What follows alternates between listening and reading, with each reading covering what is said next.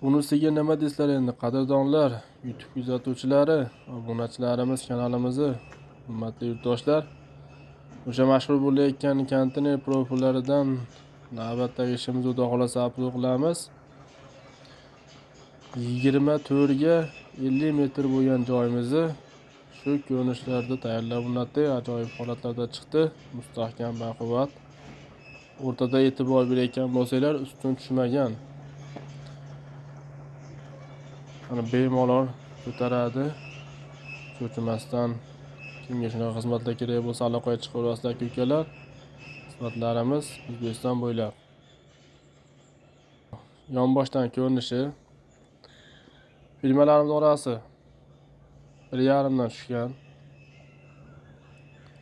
Firmamiz ukloni 3,5 metr ko'tarilgan, eng cho'qqisi ikki tomonga.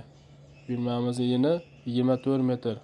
24 metrga ustunsiz holatlarda tayyorlab o'rnatdik. Tepadan ko'rinishini chiqaramiz. Mana qadrdon yurtdoshlar, tepadan ko'rinishi. Reykalarimiz ham o'sha konteyner materiallardan bo'ladi. Bemalol Lexan, profnasi qatarsa ham bo'lardi.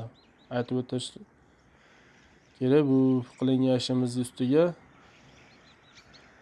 sendvich panel bilan tepasini yopib beramiz. Xolasa profnasi, xolasa sendvich. Kimga qanaqa holatiga qarab qatirib beraveramiz. Yon tomonlardan ko'rinishi, xudo xolasa tepasini yopish jarayoniga yaqinlashyapmiz. Oldiga ham zardo'rlar urib, biluvlar urib tayyor qilib qo'yganmiz.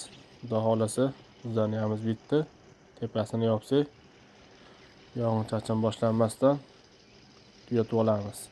Bu qilingan ishimiz Jizzax viloyatida bo'lgan.